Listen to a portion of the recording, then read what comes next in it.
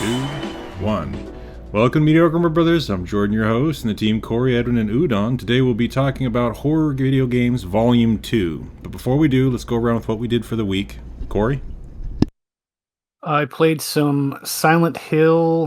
I actually turned on Fortnite for the first time in a long time, which was just totally random, considering we were just kind of talking about how we didn't want to play the Marvel stuff. So I just wanted to see what it was like, and yeah, I'll wait for the next season, I suppose. Let's see. I think that's pretty much it, honestly, because I kind of borrowed time here on the the Switch, or not the Switch, but borrowed time on Silent Hill. The game's a lot longer than I thought it was. For a horror game to have a campaign that's that long, it's kind of interesting. So, yeah. You mean you didn't play the 6-hour demo? Yeah, no, I didn't. I didn't play. What was that game called again? It's Ys 9 or no Ys 10. Yeah. Yeah. Ys. Ys. The fucking demo was like 8 hours long. It's like half the game. That's crazy though. That's like the most generous demo I think I've seen. I mean, it's funny because you download and then you made me play it. It's just like well, you were sitting on the couch and you looked like you wanted to play something. You're like, I wish I would play something. So I was just watching you playing Silent Hill Give and him some chocolate. and like remarking on like the differences, and you're just like, "Fuck this." Well, I have been playing it for a while, so I needed a freaking break. Staring at rusty grates for hours. This is kind of like, okay, I'm done. Need a happy place.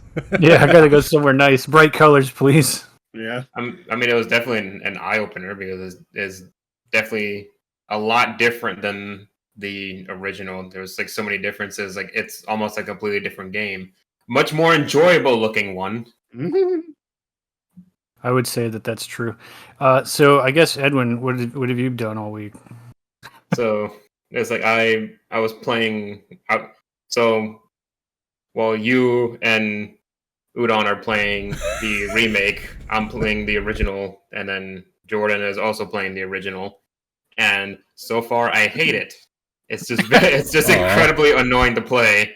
I mean, the story and the idea is fine. It's just the execution is my problem. But it's like for like the first quarter of the game, I was just incredibly bored and I was like not really all that scared. And then once I reached the hospital, then it started to get a lot more tense, but also much more annoying because the nurses won't stay dead.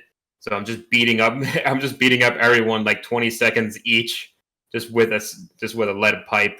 So it's just like gameplay, cool, because bullets don't do shit. And it's just, so in the hospital, I didn't realize that it was like, oh, I found a shotgun, and then I was avoiding using it because like I don't think this is gonna work very well. And then the one time that I used it, Maria was following me, and then I was like, I'm not. She's like right next to me. There's no way this shotgun's gonna hit her, and then it kills her. Oh, you mean Mary? Yeah, Mary. Yeah. So it's just like, cool. I wanted to use a shotgun on two nurses, but it's like, Mary is like at my side, so there's no possible way for her to get hit, and then she still got hit and then died instantly. It's like, oh, cool. Maria. Well, that's my first game over. Yeah, it's Maria. I thought her name was Mary. No, Mary's your wife. Maria is the made up one. Whatever. My We'll wife. figure this out. No. You're my Don't wife. tell me I went on the rabbit trail with this. You didn't tell anybody that you played Ys 10. Yeah. Well, I just started. That was the first thing I did this week. So I was like, yes, I'm like halfway through Silent Hill 2. Then I'm almost done with Paper Mario: 1,000-Year Door. I'm just like messing around, just making my own stuff overpowered. I'm doing 64. And what? I'm playing Paper Mario 64. Well, wait your turn. No. And and then as we said earlier, it's like, yes, I did play Ys 10, the demo, for 4 hours. It felt like it went off forever. It was like we started questioning if like Corey accidentally bought the game and just made me play it. Because you have to make sure that actually said demo on it. And then like you looked it up and it was like, oh, it's 6 hours, and that's with skipping the dialogue. That's so fucking crazy to me because I was staying up waiting because during a demo you're always usually waiting for it to end after a boss or something, but after like the second or third boss you fought, it's just like, when is this gonna stop? Yeah, it's like it was like the first 2 chapters and then like halfway through the third one. I was like, I was playing, I was casually playing while I listened to the story. I was like, yes, I can get into this, and I'm just like, why is it not over?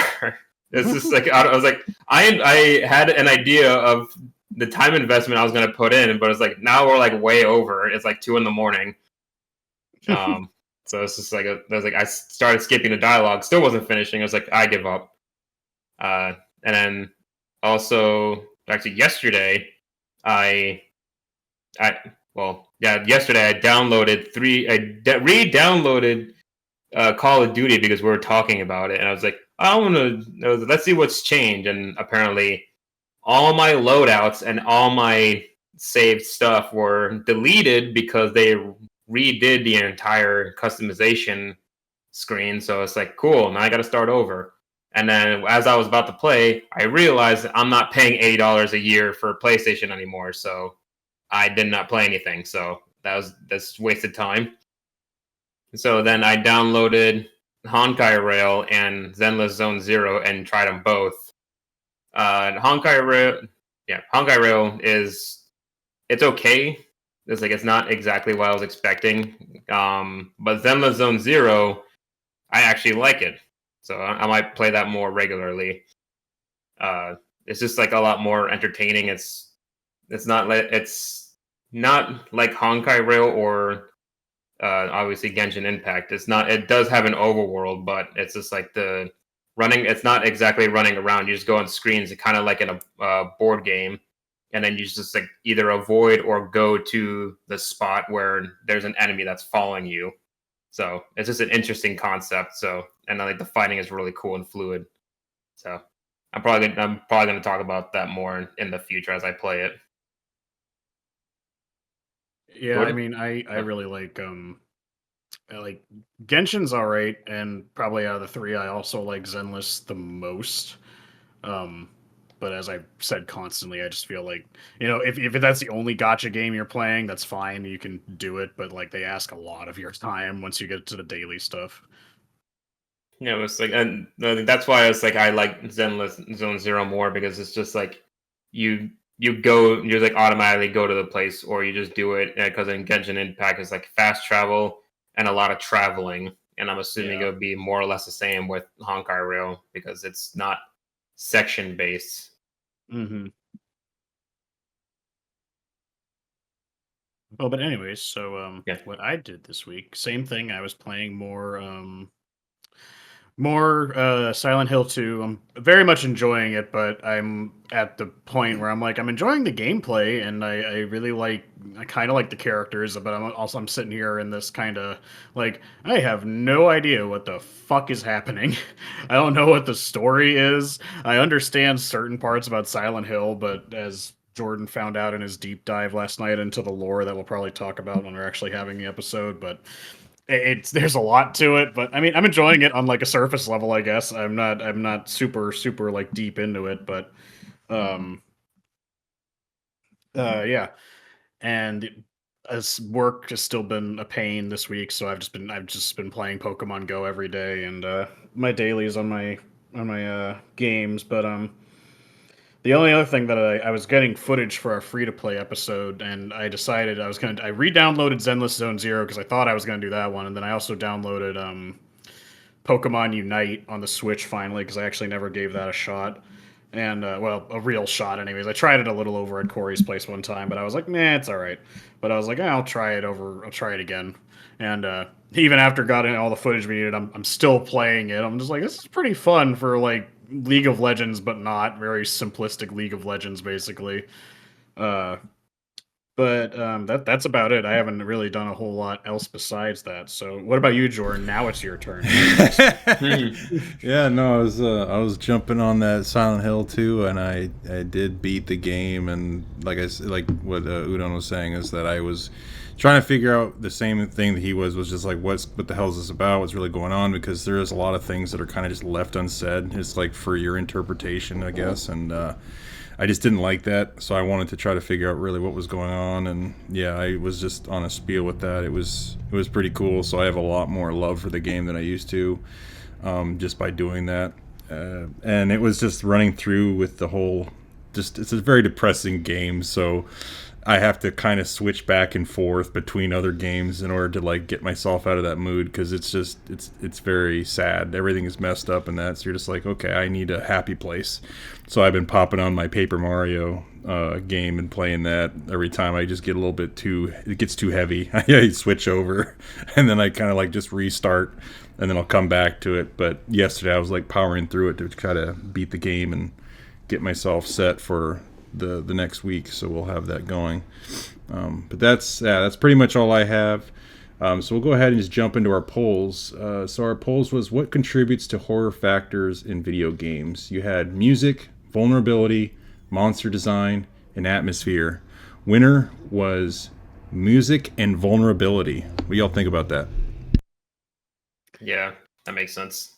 I don't agree with the music. So the vulnerability is also kind of wishy-washy because it depends on what kind of vulnerability we're talking about.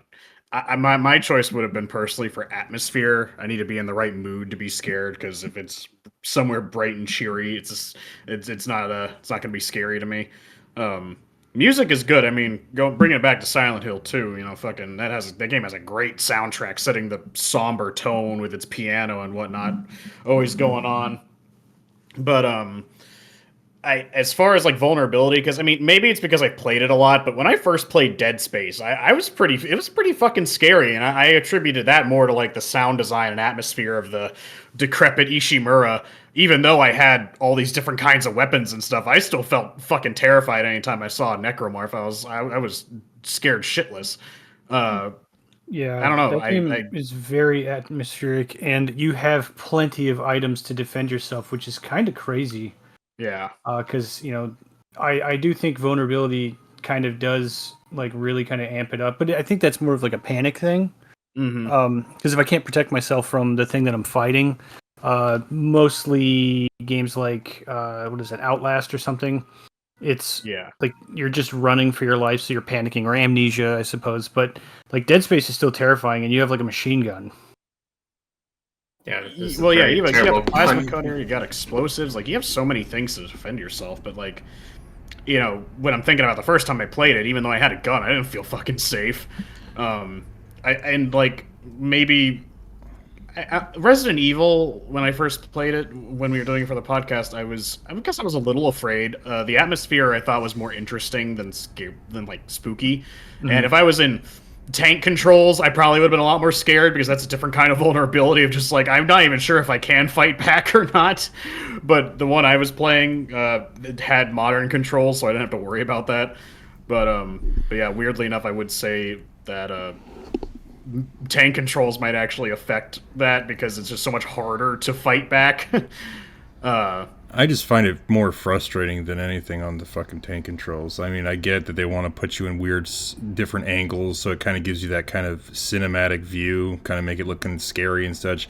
It just pissed me off more. And I don't know. In my opinion, I do think that the music does contribute a lot to the scaring factor for me, just because of the experiences that I had within Silent Hill 2.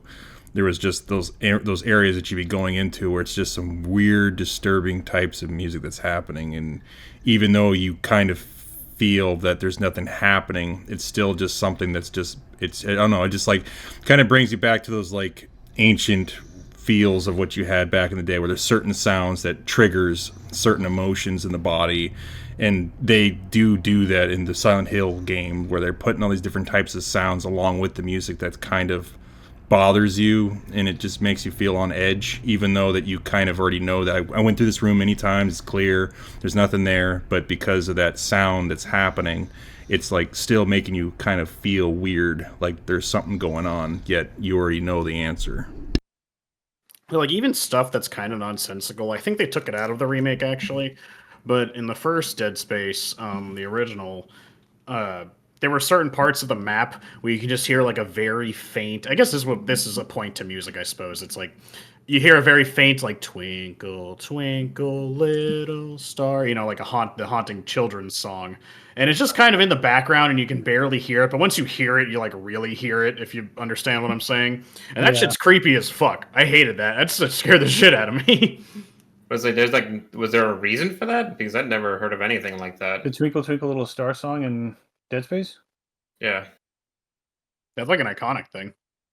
At least in the first one. I feel like, unless it's a random thing in the remake, but I know for a fact that when I was in the same spot that I heard it in the original, in the remake, I didn't hear it, which I was kind of disappointed with. But I mean, I think that was. But my point being is that it is well, I guess it's not really nonsensical. Come to think of it, because Isaac's going crazy, so him hearing ghost songs in his head, I guess, isn't completely out of the question. But yeah.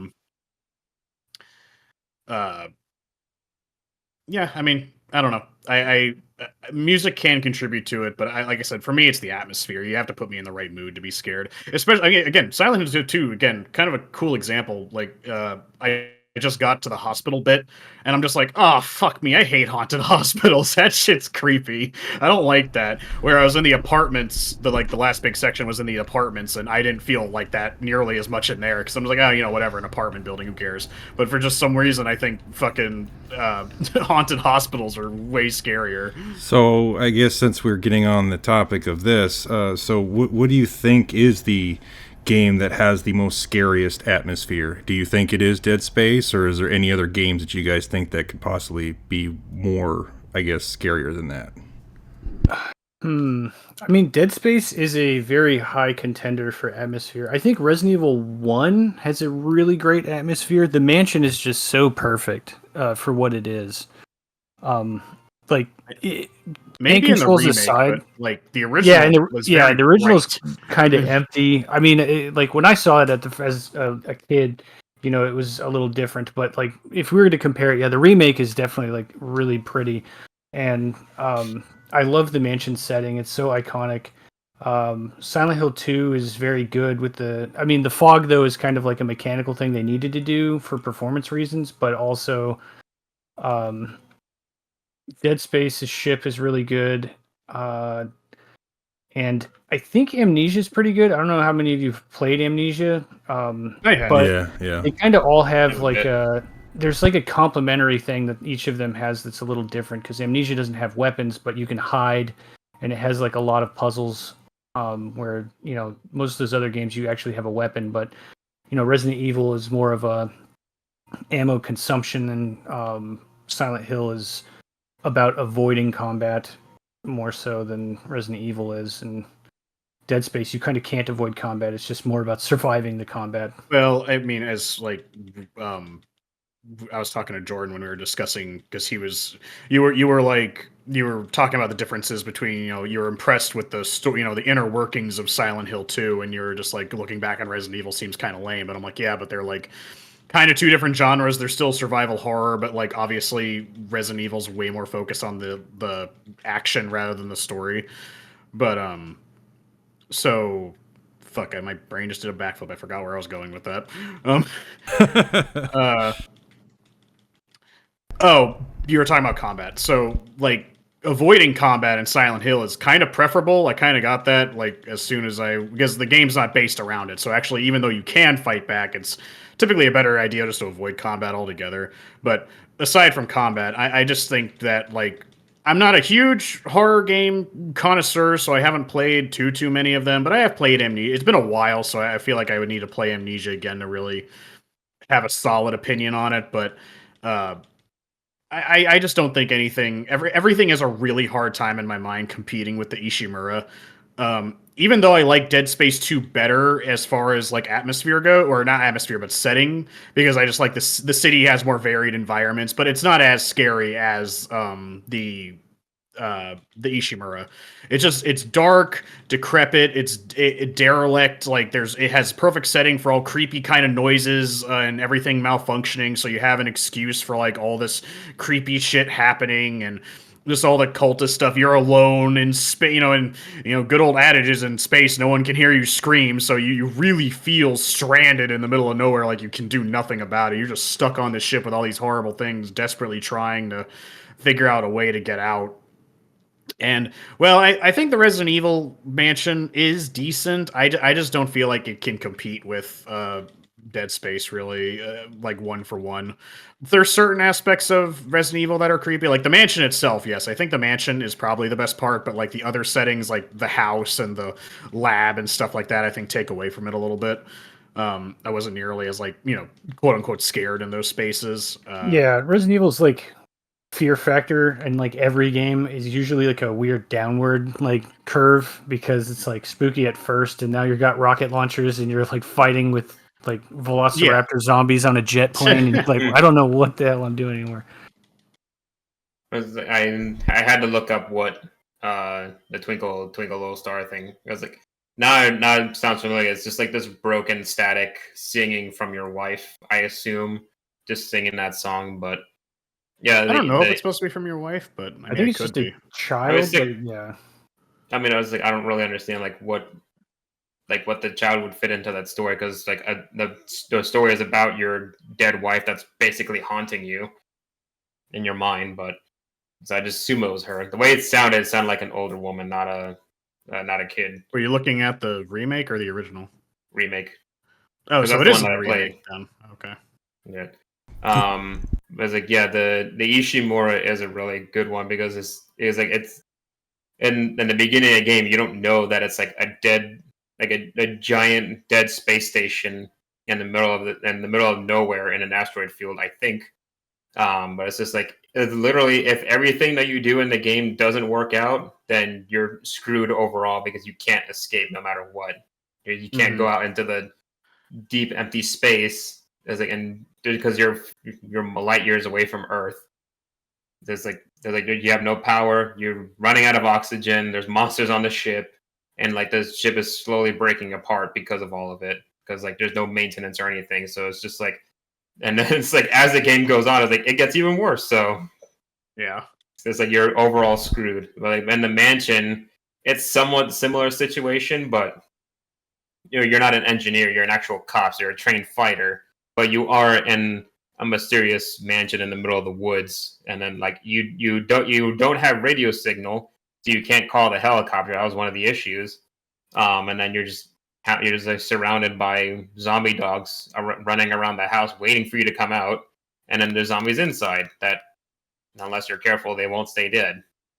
But it's like it was a lot creepier in Resident Evil 2 because you had Mr. X following you or Nemesis in the Resident Evil 3. So it's like not waiting to die. It's like because you're constantly being chased. So it's like I feel like that is a creepier factor because there's something actually always chasing you down to kill you. So then because the necromorphs were scary because you had no idea where they're going to come out from. And then it's like, I know there's one freaking room that always terrifies me because for some reason, no matter how many necromorphs I kill in that room, one always shows up and like in dead silence. It was so annoying. So does anybody have like a main character that they liked with any of these types of horror games? Because I know that Silent Hill has multiple versions of it, but like Silent Hill, Resident Evil, any of these other games that you guys have played that you think that there was a main character that you guys were really connecting with that you thought was pretty interesting? It would be the original Leon from Resident Evil 4, not the remake one, because there's one difference that like I think made a lot of people disappointed because the original Leon had like that Spider-Man personality, but like the new one he just like dead serious. He doesn't make like any of the original jokes. He's not particularly a happy person. I think understandable, but still. So it's like making light quips of the situation. Like that was a neat characteristic, but I was like, I feel like after that is like that's where like they spiral down into this nonsense of a zombie apocalypse, where it's like this is not a horror game. This is an action movie, like really close to Fast and Furious. But still, I still liked his personality because he was still like in Resident Evil 2. He was like I think the youngest cop in that police office. Well, he was the newest one at least, if not the youngest. He's the only guy who didn't quit his job after his first day. Well, I mean, he said like the whole reason he joined was to help people. So it's just like, hey, there's like a zombie apocalypse. I'm assisting in rescuing an entire city. So obviously failed, but it's like, man, you're literally your first day as a cop. Don't push yourself. So I was like, I just liked his character. I think Leon's a pretty good. I mean, everyone loves Leon. He's the most memorable, Resident Evil. You ask someone who's never played Resident Evil, like who's the main character, and they're gonna say Leon. Yeah, and I agree pretty much for the same reason. He brings like levity to the situation. I mean, I kind of want to keep simping on Dead Space. I really like Isaac, even if for the first game, especially honestly after the remake gave him a voice in the first game, because obviously it was a little weird in the original when he just never talked at all throughout this entire thing, and all you heard of him was like grunting and like sometimes he's breathing hard. He kind of has this like oh snap moment when he says something. His only line is like at the end of the game. Yeah, and it's like. I mean, I guess that makes it special, but at the same time, it's like I kind of did prefer him talking. People were kind of worried that it was going to ruin it, but I thought they did a really good job expanding. I mean, like I said, if I had to tell someone to play Dead Space, I wouldn't even say the original. Play the remake. It gives you so much more to work with, and it's just the original but better. But yeah, after Isaac got a voice, I liked him even more, and I mean.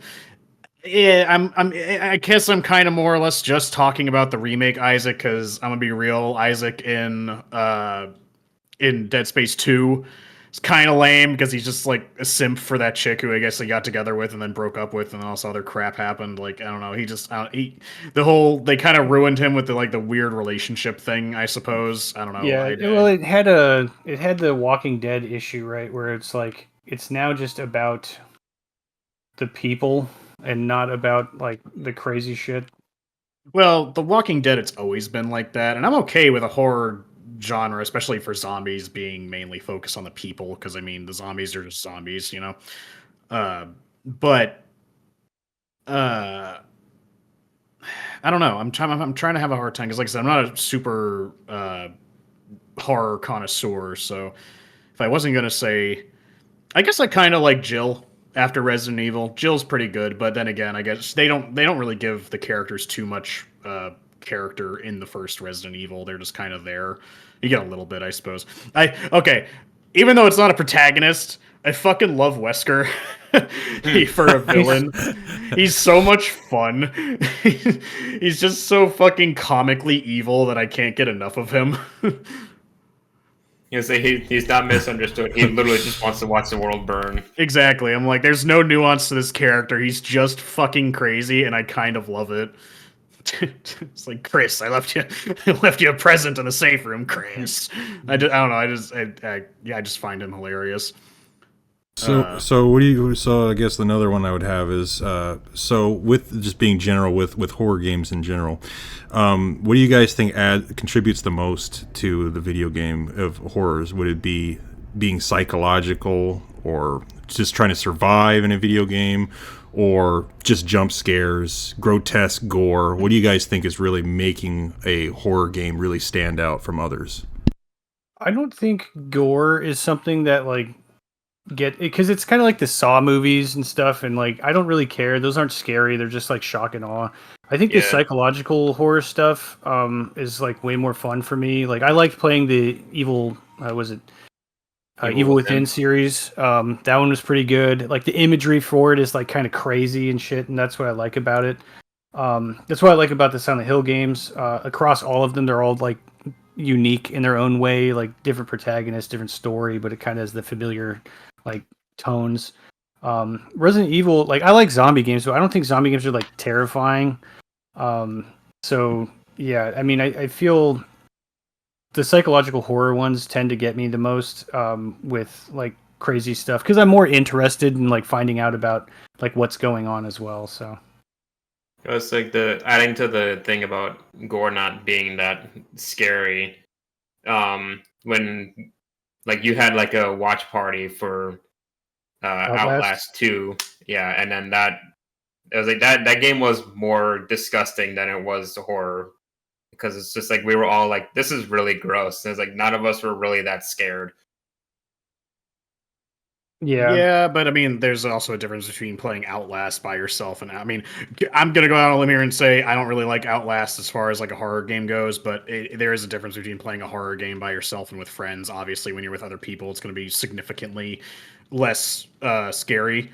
Well, no, it's like because the first one we were all scared, but the second one is just like we were disgusted more than scared. But the first one we were like actually scared. it is kind of more fun though when you're playing, because like somebody's freaking out and it scares you because you didn't know they were going to scream, kind of thing. So like that, it is a lot more fun. Like playing Outlast was a lot of fun because I'm panicking because I'm running, and then other people are scaring because they're yelling go go go go, and it's just like, I'm trying, and it makes it like it makes that really fun for me.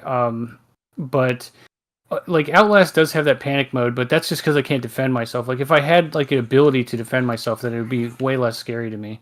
But it's visually like awesome. Like the gore factor of that, I just, rather than it being scary, I think about it as like a graphic fidelity thing where like, oh, this game looks really good. I guess at the end of the day, a lot of horror, obviously horror is pretty subjective. Also, I'm gonna be a fucking hipster here. Technically speaking, all horror, when it comes to media, is psychological because it's all in your brain. It's not real. But because I mean, well, I like psychological horror, and I think it's like the best way for an artist to be expressive with the idea of whatever they're doing. Like body horror kind of gets me. Like, I mean, you're just saying gross shit isn't that bad. I don't know. I don't really like gross shit. Gross shit creeps me the fuck out. Because I mean, like you also mentioned jump scares. I don't really count jump scares. I mean, anyone's gonna be scared if you just walk up behind them and go, "Boo!" It's like, great, you scared me. Are you fucking proud of yourself? It's like that was a human reaction for me to jump when I didn't expect it. Because I mean, when me and Tim were playing Silent Hill, just last night, we both jumped at separate parts, but it was mostly like because the little like hide and seek monsters fucking, like, we thought we cleared the room, and then we were trying to look for a loot or something, and all of a sudden there's like, boom, they were there, and we're like, oh my god. But it was like, yeah, I mean, I don't really count that, I suppose. Because I mean, I do get scared. I mean, I didn't like the creature designs. I guess I do like something being more tangible, I suppose, because I only played a little tiny bit of it, but fucking Alien Isolation scares the piss out of me, because it's a combination of like being vulnerable, and the fucking alien is goddamn scary. Yeah, I do love me a xenomorph. That's probably my favorite like alien design, like in general, because it's just so crazy terrifying. Yeah, I mean, it is the perfect predator, basically. And I mean, it's not a horror game, but this also, applies to what I just said about most horror being subjective. Wasn't a horror game, but probably the last time I wanted to shit my pants playing a video game was playing Sea of Thieves. And when I was playing the game, we got attacked by a goddamn megalodon, and then I got knocked off the boat into the vastness of the ocean with the giant, like, fucking 2-story shark. And I'm just like, oh my god, I'm about to have a heart attack. Like, I'm not okay right now. That's a vulnerability part. Yeah, well, it is kind of vulnerability, right? But that's just plays because I have really bad phobia of the ocean and sharks. So just that by itself is enough to make me go like, not today. No, I'm gonna play something else. I'm done. I think my biggest fear, like in a horror game, is the being chased part. Like I love Resident Evil, but like I think like the scariest like parts of it, like Outlast, Silent Hill, and freaking Dead Space, because they all have like some type of character that would chase you, like Mr. X, Nemesis, the Xenomorph just popping out of nowhere, the chainsaw ladies popping out of nowhere in that one part in the village. and then like all those characters that show up out of the darkness, and like the two that are chasing you down, the big hulking one in Outlast, like the knowing there's enemies around, and then knowing that you're constantly chased by one specific enemy, like that's terrifying to me, because like I was like, I gotta fight these guys because they're just gonna get in my way later, but also knowing this, like, yeah, I'm gonna fight these guys, and then in the middle of that fight, the guy that I can't really do anything about is gonna find me and kill me. So I think there's like the sudden combat moments in Dead Space, and then like constantly being chased. Because like one thing that it really annoyed me. Well, like I mean, it worked, but what really annoyed me in the remake of Dead Space is for some reason the necromorphs were like absurdly quiet. It was like, dude, I didn't hear a single thing. I'm wearing headphones. How did I not hear you behind me or like break through an air vent? It's just like, I mean, I kind of like that because I mean, I wanted to go back to the chasing enemies thing because I could actually kind of have an opposite view on that. But in Silent Hill 2 remake, the little like me and Tim call them the scissor hand people. I don't know why, probably because they just hit you with their nubs. But the ones that hide from you, because in Silent Hill 2 you have this mechanic where you have this radio, and it's supposed to like static and crackle when you get near an enemy. But when that enemy is like specifically hiding, it doesn't work. So like it's just completely quiet when they're hiding. So it's you either have to see them prior, and it just makes it a lot more scary when they jump out of the way, because otherwise this thing throughout the entire game has always been your warning. It was like, oh, there's something bad nearby, but so you feel safe when it's not going off. But then this one enemy breaks that rule, and I find that really fun. Is that the mannequin? I don't know what you would call them in the original. All I know is that they have double leg thing. Yeah, they got legs on the top and legs on the bottom. Those are the mannequins. Yeah. Yeah, it was funny watching Corey like play through the apartment level in the remake, because literally he was staring down one of those hiding, and then the radio wasn't going off. I was like, that's clearly an enemy. And then the second it starts moving, the radio goes off. It was like, oh, thanks. Like I didn't already know that. Well, yeah, that's the point, though. It's the one enemy that subverts that expectation, because it's a whole, like, this is a safety net for the player, so it's like you were come to rely on it being like, oh, as long as this thing isn't going off, I'm safe. But then there's just this one enemy that defies that rule, so you have to be on your toes at all times instead of, only paying attention when you're fucking, when your radio's going off. Well, I really like that. You'll definitely like later in the game then, because, yeah, that's something to expect. But Alien Isolation has that similar thing, right? With the like your scanner to know where it is, which is terrifying because you're like, it's close to me and I can't see it. Hang on, for the scanner thing, it's like the heartbeat sensor, because it was like Call of Duty has that same thing, the heartbeat sensor. But the issue with using it is that it gives off like a vibration in the controller for anyone else that you're scanning in the area if you use it. So it's like, doesn't it make like a beep that when you try and use it, the xenomorph has a better idea of where you are? Is like a similar mechanic or no? I don't think that it alerts. Otherwise, it would totally defeat the mechanic of that game, because if it told the alien that you were there. Like I mean, it's like a penalty for abusing it. No, I mean, it does. I don't think it affects the aliens' like knowledge of your presence, which is really awesome. The I'm curious about the Quiet Place game, because that just came out and it's a very similar concept, except for I think they gave the character like asthma. So you can't like run forever, or else that you have to just sounds annoying. Yeah, it seems like that could be a thing. It's just give me stamina so I can't run forever, and that'll do the same thing. And then they have that similar mechanic is if you have a microphone plugged in, you any background noise that your mic picks up, the monster can also hear it, and it's like that's neat, but you only get that experience if you plug your headphones in. And you also, it's like, well, I'll just not do that because that's going to make the game on hard mode, and it's a fun mechanic to see if you can do it, but it's like, it's not really needed. It's honestly just like playing that with like a really annoying roommate. Yeah. It's Your like- phone rings or you get a text message and it's just like, nah, and you're like, oh crap.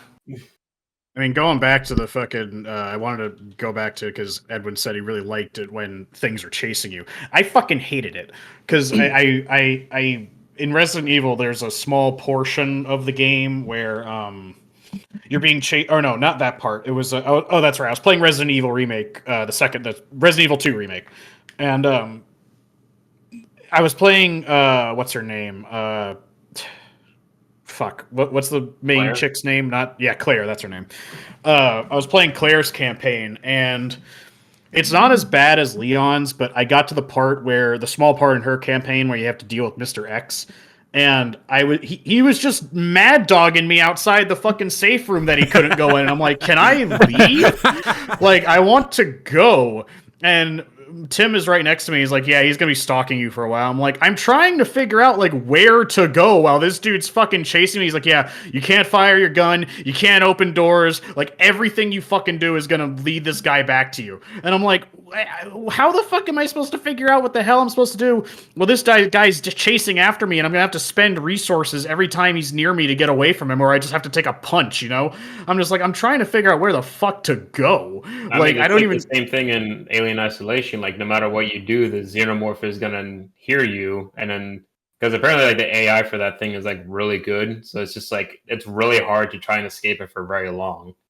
Oh, I mean, I'm sure, but like I prefaced when I said that, like, I only played it a really small amount, so I don't have like a full like feelings on that game.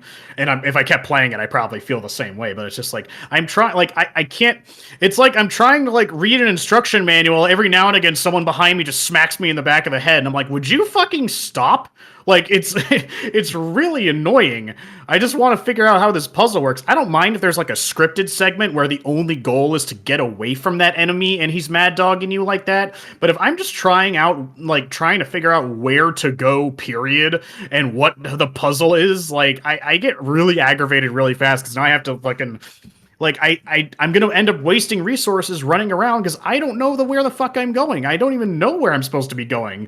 When I find out, who knows how many times I would have ran into whatever the enemy is by then, and I don't know. I just found it really aggravating dealing with Mr. X, even for the small amount of time he was in Claire's campaign. And Tim was telling me in Resident Evil 3, that's just like the game is dealing with Nemesis chasing after you. And I'm just like, man, that sounds awful. And he's like, well, in the remake, it's only scripted segments. I'm like, I understand that. I remember hearing people were bitching about that. I think I'd like that because if it's just a script, like certain segments, I can deal with that. Entire game dealing with that shit, fuck that. Like, I just find it aggravating.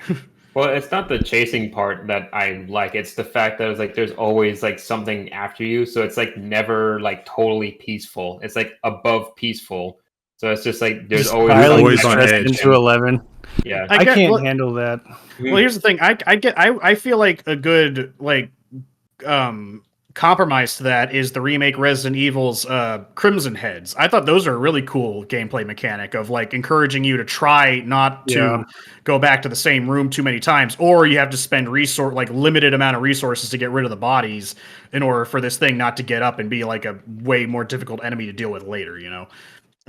I really like that. I feel like that's a better mechanic than just having someone dogging you the entire time. But I mean, to each his own. I can see how people will find it interesting because, like I said, I like it for the alien thing because I do feel like that is a really good scare factor. But I wasn't really playing the game; I was just trying it out over at a friend's house, so I was just playing it for a small amount of time. And I was like, yeah, it's really creepy. I don't really have like a feel of what the full game is like, so I don't know. Maybe I would end up saying the same thing about it. I don't really know.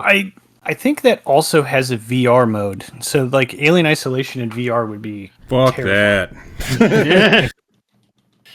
Okay, so I remember. Oh yeah, go ahead. Oh, go ahead. No, I was gonna say I remember playing the first like 3 hours of Resident Evil 7 in VR, and it's like it kind of sucks because you take a graphical hit, and the game itself is like very, I guess, pretty, has good visual fidelity. But when you're like running around and there's like the monsters, like the bakers are chasing you, it's like, oh my god, this is terrifying. The thing that's kind of funny about it that you can break the entire immersion is that the headset, when calibrated, calibrates at the height in which you start playing. So if you're sitting on the couch, it calibrates and you're kind of walking around. And the game itself kind of has a rough sense of scale. So you already feel kind of like things are a little smaller than they should be in perspective of your eyesight. Like you're at the right eye level, but it just seems kind of small. But if you stand up off the couch, the camera tracks with the standing. So if it calibrated your character at like, whatever 5'10", 6 foot, like whatever 9 Ethan's foot. thing is, yeah, you stand up and you're just like ducking through the doors. So the baker's chasing you and you're just like, look at this little guy trying to get me with a shovel. Look at the puny man. It's so funny to do that. Like if anybody has a VR headset and has Resident Evil 7, I would encourage trying that out because it's pretty damn funny. Wait, isn't that what happened to you too? Like in a VR like gameplace, where it's like where it calibrated? Yeah, but it was the opposite. Height. Yeah, I did. We did it in a VR escape room, which was kind of cool with like the Vive or whatever the wire. Well, it is wired, but it had like a full 360 range, and mine calibrated wrong, so my character was like 3 feet tall. And so I had to do the entire like escape room like I was some 10-year-old kid. I had to stand on my tippy toes to peek up onto the table to see what was around. It was so funny. It's like Toy Story escape room. Yeah, basically. It was just, well, everybody else's character model was big, so like I'm playing with everybody else, and it was like they brought their kid in like this haunted mansion. It's a Lord of the Rings fucking escape room when you were playing Frodo. Man, that's a good idea. But yeah, it was pretty funny. I was like, he's like, do you want me to recalibrate it? I was like, no, I don't want to ruin everybody else's fun here. I think there was like a random person playing with us too, and it was like, yeah, well, I'm good. I'll figure it out. Okay, I was going to go around with the gaming location, so I wanted just to see what everybody had to say, like, for your own specific opinion on what you had came across was the most scariest place that you were put in a video game. Was it being an apartment building, an asylum, a spaceship, a prison, or anything like that? What do you think was contributing the most to a scariest event that you were dealing with in a video game? Haunted schools. Haunted Japanese schools specifically. Oh man, and that shit. Yeah, what is it? Fatal Frame. I remember playing the first Fatal Frame on Xbox. My friend called me over because he rented it, and we couldn't play it for like longer than an hour. The Japanese horror, like The Ring and The Grudge stuff.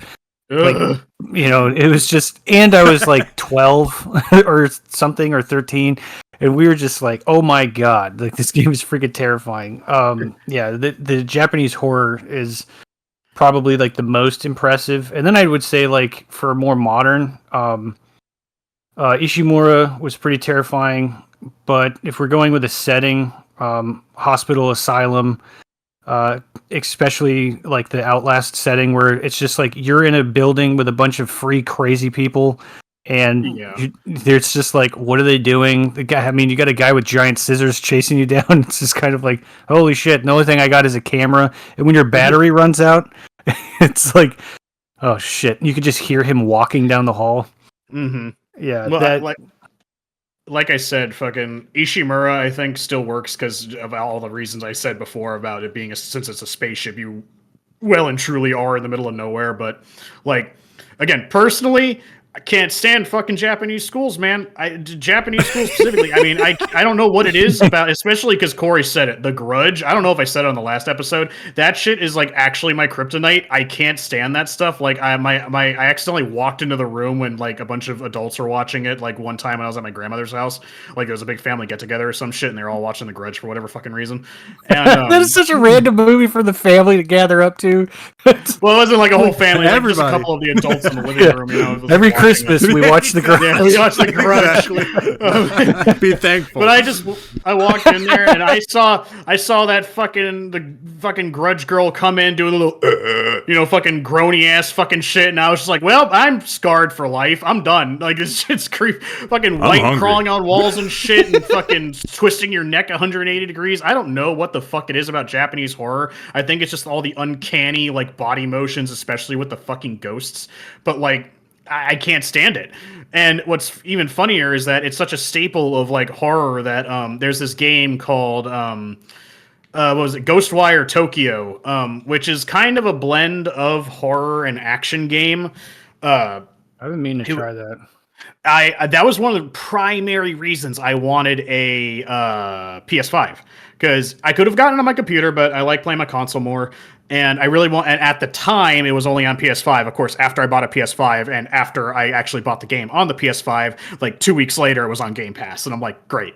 But the game is, it has staples of Japanese horror. You're in Tokyo, and it is kind of like, it is more action based, because what drew me to it was that it's a first person shooter, but with like magic.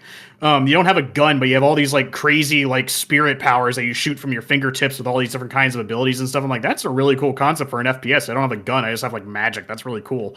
But all the designs, show.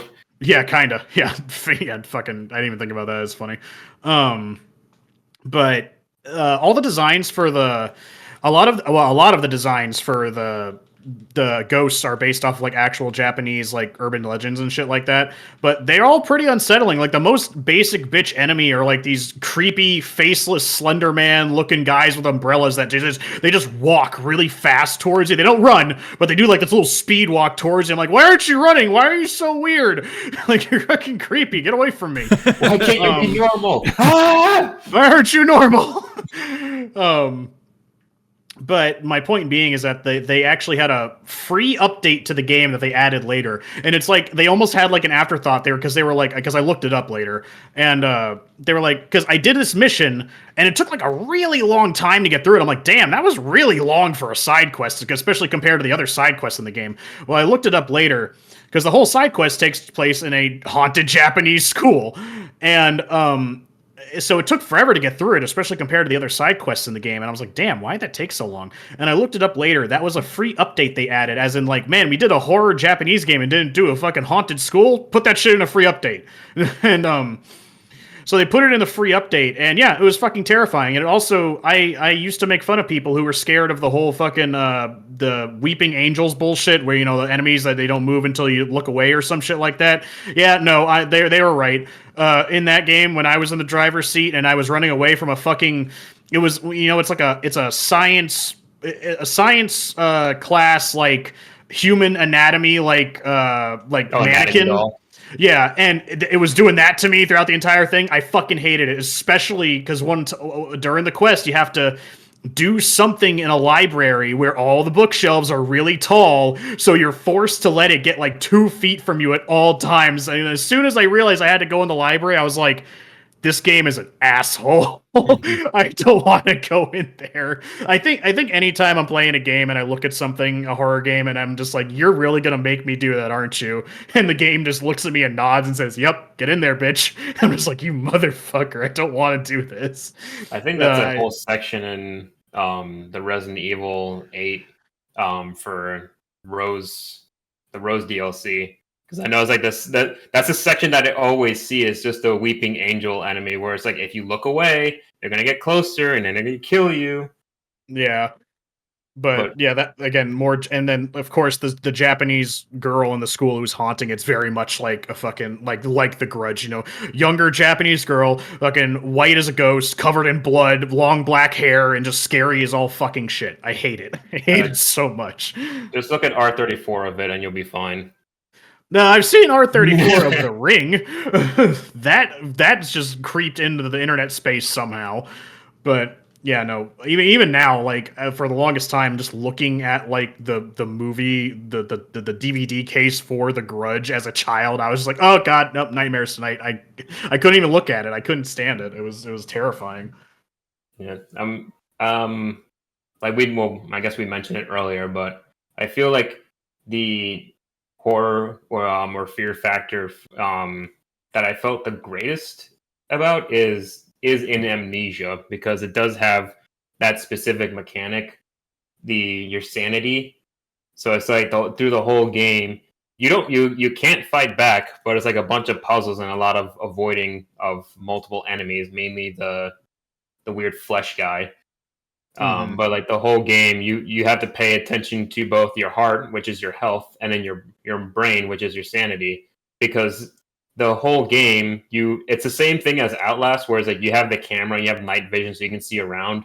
But in Amnesia, you have a lantern that will give you away if you keep it out. But if you stand too long in the dark, then your sanity will diminish, and then you'll start seeing hallucinations, which will, even if it is a hallucination, it can still hurt you.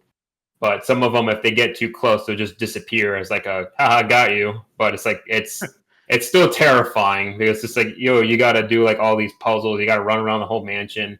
But it's like it's too much to pay attention to, and then sometimes you want to leave the lantern out, but it's like I don't want to stay in the dark because my sanity's too low. I'm gonna go crazy, and it's like it's just gonna make the whole game so much worse. So it's very terrifying to try to manage all that.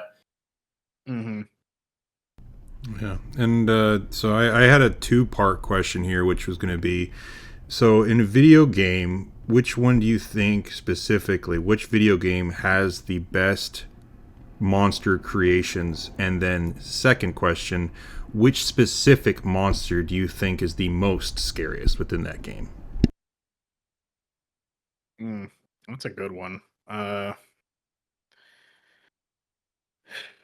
Monster I hate to keep bringing up Silent Hill, but like it like as far as like standard ass monster designs go, like even the first one of being like this body bag go-go boot wearing puking creature, I'm just like, what the actual fuck am I even looking at? I'm just because I'm just like, Jesus Christ, this is like the ground floor. This is supposed to be like the grunt enemy. Like, we're already at this. Okay.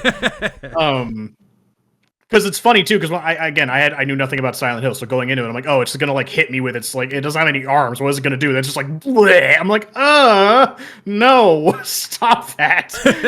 Leftover. Yeah. But I think, it only applies to the necromorph specific. I know I like how we're like rotating around like 5 fucking games, but I mean, they're like the best ones. Going back to Dead Space, just the standard necromorph, I think, is one of the creepiest things I've ever seen because of the body horror aspect of it. Because if I remember correctly, because I can always vision in my head when the necromorph like mutates someone, their bottom jaw falls off, their arms like articulate to like these like appendages to above their head, their bones pierce out of their hands to where they're now like sword things, then they grow another extra 2 arms out of like their stomach to like grab people, and like just the way they move around and stuff, like it is genuinely one of the most disturbing things I've seen in a video game. It's just the standard necromorph. Weirdly enough, like the pregnant versions and like the baby ones don't creep me out nearly as much as just like a regular ass necromorph, just because looking at it just to start, like I said, I don't like body horror, and that shit is like crazy disgusting and distorted. I also think Amnesia has a really good monster design, at least the initial one. It's hard to even describe what the fuck it is, like this weird like flesh monstrosity, like with like this like bondage belt wrapped around its body. I don't know how else to describe it. It's just a really creepy ass monster design, and it's like fucking like like limping around everywhere. Like I wouldn't call like the xenomorph, an alien, like scary. I just think a xenomorph is cool. It's the concept of what it is scary, right? Because of what it can do. But like looking at it, I'm not terrified. Looking at it, I'm like, damn, that's cool. I want a figure of that. Yeah, I think I had toys of it as a kid. I have an alien queen pop figure over there on my shelf. I really like the aliens design. I just think they're neat. But yeah, it's not really, per se scary. I know it's kind of cheating a little bit since Alien originated as a movie franchise, but I'm trying to think hard because I think Dead by Daylight actually had a couple really good original designs that wasn't a collab they did with some IP, right? I'm trying to think of a few, like the Hag I think was really creepy, and they recently added another one that was really gross and disgusting, was this like creature that was like, like in the womb they were like conjoined twins or something, so like it can shoot out its like twin out of its stomach as like another character. Yeah, it's really gross. And you can control it. And Dead by Daylight, by the way, is like a PvP horror game. It's that one where like one person plays as the killer and the other 3 people have to like activate generators in order to leave the place. Like their goal is to escape, and the killer has to kill them all before they do that. And yeah, they have a lot of actually really good original creature designs. Again, when they're not collabing with some pre-established franchise. I mean, I could say Resident Evil, like, but I don't want to just focus on Resident Evil. Like, I do like how they kind of approach their monsters as the game evolves into just less of like undead creatures and more of just like crazy, like, I guess, manufactured monsters. But Silent Hill does have interesting creature designs, and that kind of translated over to Evil Within. They have really good monster designs. They're kind of creepy and shit, and they have some iconic creatures. What is Safe Face is one of them that's kind of imposing. But there's a boss particular called Lisa, and it's like this long hair. It's the long-haired grudge-like girl, but she has like many arms that crawl around like a spider. And that fight in general is just like panic-inducing because you're running around trying to set the ground on fire, or like you're activating these grates, and just the appendages moving in such fast manner with like her hair flailing around and stuff. It's just very creepy, but it's also so iconic to Evil Within that it's just is I don't know. I feel like they kind of nail it when they want to set themselves aside from those other ones, because it is very reminiscent of Silent Hill mixed with the Resident Evil, but all of the creatures are just like these weird, like torturous body horror monsters. And I would say like Lisa is probably one of the more recent monsters I thought was like really cool and like just executed, because when the boss fight starts, I was like, Jesus, it's like like it was just an impact instead of like, oh, I got to fight a monster that has a big eyeball on its back, or a giant alligator, or a giant spider. Resident Evil, Silent Hill, all of them are very different in their enemy designs. There's like the lower end enemies kind of translate across the games, but like they have ones that are specific to the theme of what each one is. But like outside of Pyramid Head, I don't really recall any of the other ones that much. But Safe Face is pretty cool, and Lisa is terrifying. I mean, I don't even like consider Pyramid. I mean, I don't consider Pyramid Head scary. Again, he's just more of kind of like a cool design to me, I guess, because I mean, he's just a buff guy with a weird metal thing on his head with a big ass fucking sword machete thing. But because I feel like Resident Evil doesn't register to me as scary either. Like honestly, like the goofier the design, because again, I look at Nemesis and I'm like, yeah, it's kind of gross, I guess, but he's just kind of cool looking. I mean, as much as I hate him, I still think Mr. X is cool too. He's just this weird mummy looking dude in a trench coat coming down to beat the shit out of you. Oh, it's Laura, I think, not Lisa. Oh no. But yeah, I think body horror gets to me the most, which is why like kind of the grunt enemies in Silent Hill and Necromorphs do it for me the most, I guess. I don't know. So it's like I was trying to remember like the character, like because I haven't played the Evil Within. I know that I liked it, but it's like I don't remember too much about it.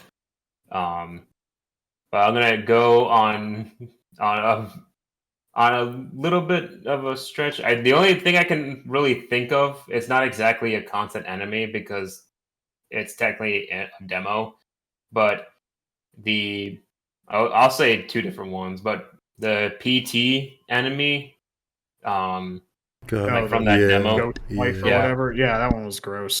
Yeah, it's like it's just the frantic, like ghostly snap, jittery movements and stuff. Spinning. Yeah, it's like that's like really creepy. It's just like stop doing that. Just you stop it.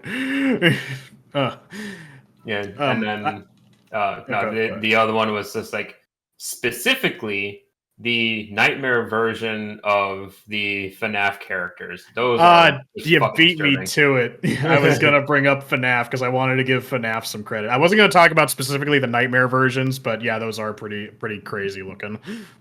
Yeah, it's like the concept is like already creepy, but like the animatronics are not as. But it's just like, all right, well, cool. We'll just even it all out. It's all creepy. I was like, oh, great. Yeah. I was going to give credit to FNAF because obviously, the animatronics aren't like the scariest things in the universe, but they do prey on I think so. I didn't have it not nearly as bad as my shark phobia, but as a kid, I went to Chuck E. Cheese's a lot because my babysitter took me there, and I didn't like the fucking animatronics. I thought they were creepy as hell, and but like the FNAF animatronics, like I think they really fit that aesthetic of what makes someone afraid of them because it's like they're big, they're noisy, they move very suddenly. It's that robot like uncanny valley movement that really creeps people out with them. It's like it's almost human, almost, but just not enough for me to believe it is, and that's what makes it creepy. And just their like sudden movements and just general vibes they give off. I just feel like FNAF was a really good design, and Scott Cawthon just got better at it as the games went on. As Edwin just said, by the fourth game with the Halloween animatronics, like, all right, you know what? I'm going balls to the wall this time. Let's just give them giant teeth and make them complete nightmare fuel. Yeah. Well, it's like the logic for the nightmare versions is like that's not what the animatronics actually look like. That's just how the kid who was tortured by his bullies like perceive those animatronics as. So that's how he sees them. So it's like, oh god, I feel so bad for that kid. That's how he sees like Freddy and the other characters. It's like that horrific. But it's like it's also like I like FNAF for like the way it's designed because it was like, yeah, it's not that creepy, but it's just like, dude, if you were stuck in a Chuck E. Cheese and then that Chucky and his friends were after you, it was like you would not take like all the goofy noises you would hear normally as very lightly. Like the little noise that Frey likes to make when he's like close to you is like dun dun dun dun. It was like, oh god, just run. Specific sentence. It's just like little melodies here and there. It's just like it was like you're in a horror game. It was like you have to take like every like light-hearted sound like in a terrible way. So we got the level, and now we got the creatures.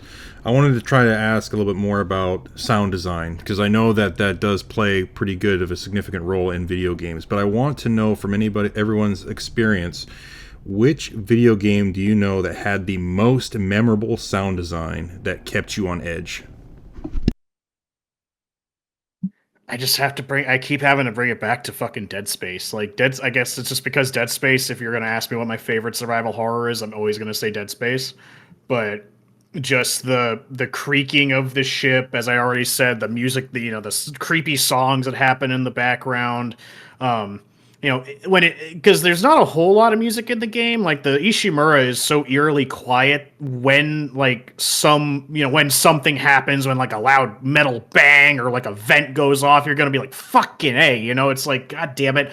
And when someone screams or something happens, it raises it all up like tenfold because of how quiet it is normally, so.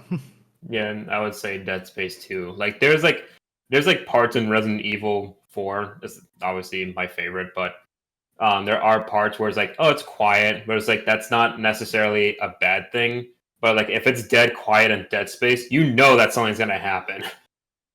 So it's just like if it's quiet and on the Ishimura, it's just like, well, it might not be an enemy, but there's gonna be like something breaking near you to scare the shit out of you. Because it's like the whole ship is falling apart, obviously. Well, that was the thing for me, is that I forgot all about PT until you reminded me about that. That, even though that was like a little demo, God, if that was a full-on game, I don't know how well I would have done with that. That was a very fucking crazy experience. Just as quick as it was, it felt like forever. You were playing the same level over and over again. So right, but it was like every time you're going through it, there was something going on. You would hear on the radio about a murder. You're seeing something swinging from the ceiling. You're hearing a baby crying, and it's a fetus. It's like, it was fucking weird. Well, there was so much jelly bean baby in the sink. there was so much content to it that, like, obviously when it blew up on YouTube, you could watch like 3 different content creators play it, and like each one of them is going to experience different things going through it, you know. And I mean, it's a shame too, because obviously, you know, Konami, you know, axed the project, and it's just like, man, what we could have had, you know, that because that was supposed to be a Silent Hill game. That was Silent Hills, I think, right? Is what it was supposed to be. God damn, no way. Yeah, it was supposed to be a Silent Hill game, so we were kind of robbed. I'm not gonna lie, we were kind of robbed with it. I think Silent Hill for me has pretty good sound design. Like the music is great. It really sets the like tone when you get into like the conversations when it goes to like a cinematic or something. Like the safe area music is pretty nice. It's like the soundtrack is just really good to listen to. Oddly enough, like it's kind of hard to find like a horror game where you just want to listen to the OST. I think he killed it when he did the soundtrack for the Silent Hill games. With Resident Evil, like I wouldn't say it for like the general playing it, but like the iconic, like it's almost like the opposite, right? The sound that I like the most of Resident Evil is when you get to the safe room and that song starts playing, because you're like, oh, you know, that's the indication to know I am safe. You know, I can finally, you know, let my guard down a little bit, take a breather, you know, organize my items, drop a save, shit like that. I feel like that's really good just from like a game design perspective, I suppose. But Silent Hills is pretty good. I mean, I don't. They try and do the same thing that Dead Space does. I saw, especially when I was starting to play it for the first time, was that like they try to make something like bang or crash to make you jump. But I don't know, just because it's like Silent Hill, you know, outside, you know, not inside a place, outside, even though it is misty, it's a pretty bright place, you know. I'm not in the right mood to get scared by something like banging, crashing, not like I would be in a dark, claustrophobic spaceship, you know, where that could have been fucking anything. So I don't know. I don't feel the same way about Silent Hill with that. I think another, like like I said, I almost like the lack of sound design in horror games, as I said with Dead Space, because that means like when something is happening, or you know when those ambient effects go off, they just have that much more like oomph to them, basically. Yeah. I didn't play it a whole lot, but there's a indie game that I think kind of does the same thing. I watched a VTuber play it. It was Crow Country, Yes. which I think is a really really cool indie horror game. Obviously, taking heavy inspiration from Resident Evil, but they kind of they have a decent soundtrack, but they kind of do the same thing where it's like the most of the game is quiet. So when things are happening and what's happening on screen is happening, you're like way more like, you know, in the zone when it's happening, because you're like, okay, shit's going down. And it's funny too, because that game is like a top-down shooter, but like the character models are very, very basic. Like they're like the most chunky polygons you could possibly imagine, but the creator like manages to still make them disturbing and creepy looking. Even the monsters, if anyone looks that up, you're gonna see exactly what I'm talking about. But I think they do a pretty good job with the sound design. And I like the creatures in that too. Like the big spindly leg crow looking thing. It's very creepy looking. I like that thing. I really enjoyed the demo of that game. I know they just released it on Switch, so I was like, maybe I'll pick it up. Again, one of the few Switch games I'm like, okay, yeah, this could actually work, because it's, you know, not high graphic fidelity, so Switch can handle it. So, which horror game storyline or lore has stuck with you the most, and why? Probably Resident Evil for me, just because like I'm so used to playing them and the story's so wild that it's just kind of like really memorable.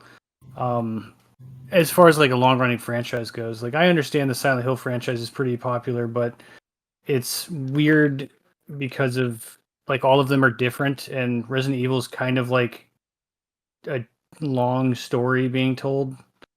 So I don't know. I guess that's the one that I think about the most whenever I think of horror games.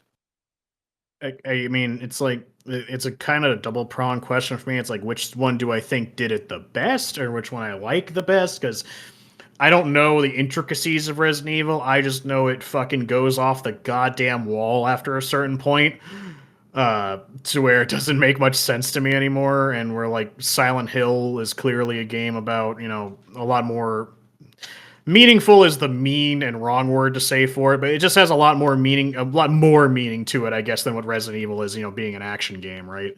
I think I think it's almost Dead Space for me, only primarily because it's like, and it only has to really do with like the marker, I guess, because it's such like a mysterious thing that they just find in the middle of space. You really want to know like what the fuck is this thing, and like how does it turn people into horrible space zombies? It's very creepy and disturbing, and I really like it. And you have to read the books to really find out. And quite honestly, I'll spoil it for you. Reading the books doesn't answer much questions either, even though it tries to. Because the answer for what I just asked, like, what's the marker and where does it come from? The book looks at you and says, "Yeah, that's what you get." The lore of the like dead moon or whatever is pretty cool, but I still don't understand that fully. Yeah, it's just really strange because it's like it has something to do with like the marker was on Earth and we created the marker initially and then we forgot about it and all this other crazy nonsense dealing with DNA and all this. It just kind of gets too convoluted. Hell of a thing to forget about. Yeah, exactly. I'm like, how did no one write this down? Drake, where'd you put the marker? Which one? Oh God. Yeah, god damn it. Yeah, exactly. It's like not only that, there's more than just the one, and we can just make them now too. So great. It's like, how do you it's funny because it was like, yeah, we made that. It's like, how? We reverse engineered it. It was like, that still doesn't make any sense. Yeah, it's like, what do you mean you reverse engineered it? It's a rock. It's a rock with supernatural abilities to transform any living organism into a monster. Like, how do you reverse engineer something like that? And their answer is like, that's easy. We put this needle in your eye. It's like, what? That's weird. But I was like, for me, it's like, I watched like an hour and a half like lore video about it, and that thing was stuck in my mind for like 2 weeks. So I was like, I barely thought about anything else. But it's like the entirety lore for Five Nights at Freddy's. That's what I was going to say. Yeah, because I guess giving it credit.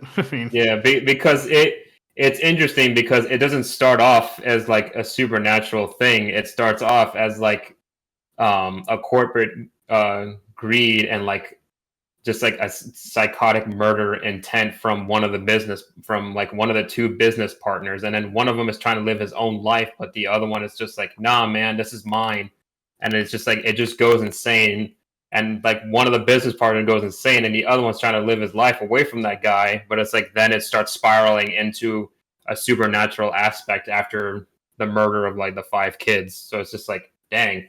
It's like, so it's like, it wasn't because what's the most interesting is like, it doesn't start off all crazy. Like it starts off with like, just like the dark side of humanity. So it's like, then it's like, it spirals off into like this actually really crazy story. I mean, it's what sold that franchise. I mean, even though it could be scary at times, what sold Five Nights at Freddy's obviously was just like, what's the next part of the lore? What's MatPat going to say about it? What's the deep of the lore? Well, I mean, it's a good thing that they did that because, like, if I played through all the games, I would not understand like the story at all because I was like the 1.5 hour like lore video about it, and then I've seen like multiple YouTubers play the game. Just like, dude, it's like if I was playing the game, I would not understand it. And I was like, and I watched these people play it. I was like, I was paying more attention than they probably were, but it's like I still didn't understand it. I had to watch a lore video to understand it. Mm-hmm. Well, I think part of the problem is that I don't think Scott Cawthon knew exactly what the fuck he was doing either, because he clearly did not have he had like the basic concept of just like, it's a pizzeria and some dude came in and killed a bunch of kids and now they haunt the animatronic suits. Like that's as far as the first Five Nights at Freddy's like lore really went. But then he needed to make more, and he's like, oh crap, I gotta feed into the lore, so he keeps putting these twists and turns and stuff. I mean, if he ever came out and said, oh yeah, I had it all planned from the start, I'd be fucking shocked. Yeah. But you guys like this? Yeah, okay. Well, it's less that. He's like, oh no, it was my grand plan to have this weird convoluted storyline about this, that, and the other thing, and how all this shit happened in the sister location, and blah blah blah blah blah blah blah. But I don't know. I do think it's interesting. At least the first one. I mean, on a basic level. I might cheat a little bit here, only because I mean, I guess when it comes to, it's ironic because in the context of what I'm about to say, the lore actually is just like an optional thing, but SCP I always thought had fantastic lore behind it because of how it operates. SCP being secure, contain, protect. The foundation. They protect the world from abnormalities, which technically speaking, SCP. Huh? I'm saying I gotta remember. I keep forgetting that acronym. I gotta fucking write that shit down because I really want to watch more of that shit. SCP. I told you I was gonna forward you videos, and I never did. I'll do it after we're done here. But like I said, I'm kind of cheating because SCP, as it is baseline, is like an online writing, like open writing project for people who just want to make stories. But it's a setting where you can do basically anything because the whole point of abnormalities, SCPs, is like the fact that it's it doesn't follow nature's rules, so you can literally get away with anything. But the other fun thing is that like within SCP itself doesn't have any like concrete lore other than like what the Foundation is and what they do. And even then you can play with it as much as you want because there's like hundreds of different timelines of people that have made for the Foundation and shit like that. And SCP's made stories and stuff about it, but I've always wanted like an SCP game that like chose one of those timelines and like decided to make a full game about it. Obviously there's been multiple SCP games where they're usually just like focusing on one SCP or something like that. Yeah, there's like 30,000 SCPs. Oh, like, there's probably fucking more than that. Yeah. So while lore is very malleable within the in-game context of the SCP universe, I find just like because of that, the freedom that it gives and the creativeness that it can give to people, I find that incredibly interesting. I really, really like it.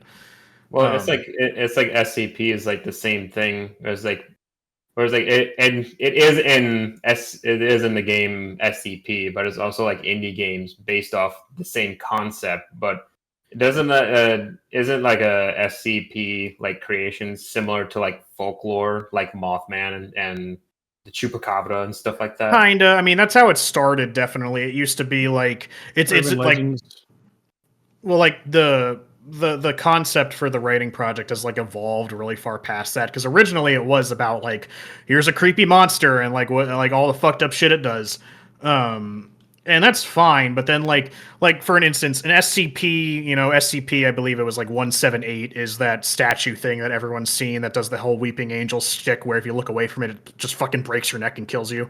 The whole thing that started SCP. Rude. It can go from something like that to to another SCP being a pool of red liquid that spawns random, creatures from it. And then, like, when you're reading the article on it, you learn that, like, people dove into it with, like, a submarine and there's a whole other universe on the other side and shit like that. Or an SCP could be something as benign as, like, a one-off encounter with like a bunch of aliens from another world that's actually like really wholesome and we like help solve their issues and like why they were trying to contact other people, or just like there's so many or like a fucking SCP could be a bag of potatoes that endlessly makes potatoes as long as you keep the fucking sack open. But it's funny because in the article, so that's the baseline for it, right? I think it's one of the best examples of SCP, how creative they can get with it. Is just it's a sack of potatoes that as long as you keep the top closed, it doesn't spawn potatoes. But if the top is open, it just continuously spawns potatoes endlessly until the point where the world could just be covered in potatoes. So, but it's like, yeah, just keep it closed, right? Because they need to research this thing. It's like someone at the Foundation is just like, what if we went inside the sack? And they go inside the sack and find a whole other parallel dimension where the SCP Foundation fucked up and the entire world is just covered in the crushing weight of fucking potatoes. And they endlessly respawn, so they have to like carve their way through this world of potatoes with like this like acidic solvent to like move anywhere until the point like they're running out of it and they get trapped in there. They start going fucking crazy in potato land. It's like the stupid concept makes a really fun thing to read, I just love the creativity that comes out of SCP. It's fucking nutty. So I guess with the storyline and everything going in, now since we're talking about just the main stories of how all these horror games have been very, I guess, effective to us and how it makes us scared and such, what video game or which horror game do you guys have played where the ending was shocking and very unsettling for you? God, Outlast 2 has a pretty rough ending. Luigi's Mansion. No. Yeah, Luigi's Mansion. Yeah. Yeah, Baby in the vacuum. Corey, we forgot about one. Doki Doki Literature Club. it's not a horror game. It can't Was be. for me. Yeah. I guess it's kind of a horror game. Quite frankly, I don't know. It was pretty unsettling. Where it's just it's hey, it's a poetry club where everyone's slowly going insane day by day. Yeah, I don't know what I would classify it as. I suppose horror is fine for it. I guess because the whole thing about that game is basically the ending. After it's a bunch of like shock horror, basically, because it's subversion of expectation. It's like, oh, cutesy anime visual novel, but it's like, no, suicide. It's like, oh, okay, that's where we are. It's like suicide, self harm, and then obsession, and then there's like, no, obsession is bad, and then it's like. And then by the end of the game, it was like nothing was resolved, everything was pointless, and the game just deletes itself. Spoilers.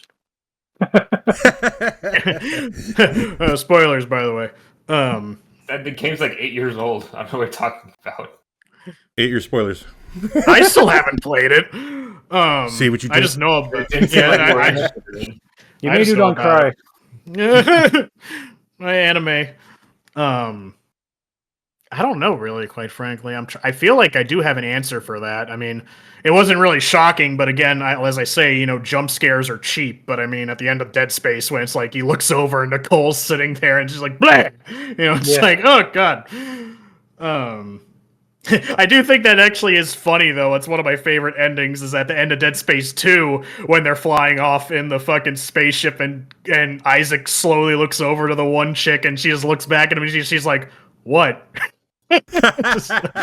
just double checking. Yeah, it's. I think that was really funny. I don't know. I guess I can't think of like an unsettling or like, I guess unless it's one of those like looks at camera like it's over, or is it? I just can't really think of anything. Or just maybe just an ending that just had that crazy like, whoa, I didn't see that coming, just like a huge turn or something that just was like it definitely switched the story that you thought it was, and eventually the ending is what gave you this whole different factor that you just didn't see it was going to. You basically were not expecting it. Maybe not the end, but like the last area, and I find this might be in its own thing, but I find this in a lot of horror games where like the end of the horror game gets really weird instead of like creepy. So the last area of Outlast 1 was like they were containing some sort of ghost creature or something in like a science lab, and I was like, what are you talking about now? Well, it's because the thing is that wasn't really like a surprise. Like you were dealing with that weird, because I think if I remember correctly, it was something along the lines of like the AI that ran the place like malfunctioned, which is why any of this shit's happening in the first place. I mean, I remember a lot of it. So basically, it's not explained in the beginning, which is why you think it is a ghost. But it's like this weird nanotech fly, and then they pick like this insane serial killer for whatever reason. Or like Billy or something, and then they put him in like a test tube, and then he's the one controlling them, and then he just eventually breaks out and then just starts killing everyone in the asylum. So it's like it comes off as a ghost in the beginning, but then you learn it's like, oh, it's some weird nanotech technology or something like that. So I mean, it was an interesting ending, but it's like there's technically two endings to the first game because you do have the whistleblower DLC. So I don't know which one you're referring to. I'm genuinely trying to rack my brain because I'm kind of with Corey. It's like I've liked plenty of endings to games. I mean, like as I explained in our Resident Evil breakdown, I kind of had a pretty amusing ending to my story when I didn't have to fight the boss and we just left. Yeah, but Chris punching a boulder at the end of 5 was pretty crazy. Or like I know Silent Hill 2 has the silly dog ending where he just finds the dog and the dog looks at him. He's like, "It was you," and the dog's just like, "Woof." I think all of the Silent Hill games have that ending where it's like a Shiba Inu is just kind of controlling the. Did you not know about that, Edwin? Panel. No, I don't know what the hell are you talking about? It's funny. Look it up. It's hilarious. Doesn't like James speak to it in Japanese? Yeah, because he's like distraught because he walks in and sees the little Shiba Inu like clacking away at like a keyboard, and then he's like, "No, it was you the whole time," and he like drops to his knees as the dog just walks over to him and like licks him in the face. It's like, no. Stupid. Yeah, really weird. I feel like that's like an unlockable ending for like as a parody. It's like a really hard ending to get, I think, because it's the joke ending, obviously, but it's just really funny. The Condemned game, I think the second one, like that also, it wasn't necessarily the ending, but it was like a weird like area. Like once you get the superpowers where you can scream, and I was like, okay, I don't understand what direction you guys are trying to go for now, because at first it was like interesting, but then they trail off, and I think that's part of a problem of like a lot of these games where they just Resident Evil does it all the time, where it's like, oh, here's this scary ass thing or whatever, and then they kind of evolved into action games overall, but and it just turns into like science lab machine thing, and you're like, okay. I mean, that was the Resident Evil franchise overall is like kind of evolved into something like that. So I don't know. I guess I don't know. I can't think of anyone that kind of like blew my mind. I guess I don't know. Mm-hmm. So with multiplayer horror games, versus single player, the experience does it play as an enhancement, or do you feel like it reduces the fear factor when you're playing with people versus playing by yourself? What do you guys think of that? It definitely reduces. It depends on how. I think it depends on how seriously you're taking it, and it's obviously really hard to take a game seriously when you're playing it with friends because you're more focused on like laughing at each other more than like being scared by the horror game. I mean, I did feel fear. I played Lethal Company with my friends quite a bit, and that game is pretty scary. Especially in those, it's a game that it's kind of like Phasmophobia, that like it has like proximity chat. So if you get too far away from your friends, you can't hear them anymore. So I mean that's pretty creepy because I mean obviously unless you're just cheating and using Discord, but that's kind of the point. You're not supposed to be doing that. But oh fuck. Yeah, I think overall it definitely reduces the horror because I mean, even something like Dead by Daylight, which is primarily a PvP game, it's like I don't think anyone finds scary anymore. Like that game just has like a competitive community now. You're all about like the fucking meta and trying to rank up in your like fucking slasher horror game. It's kind of strange. But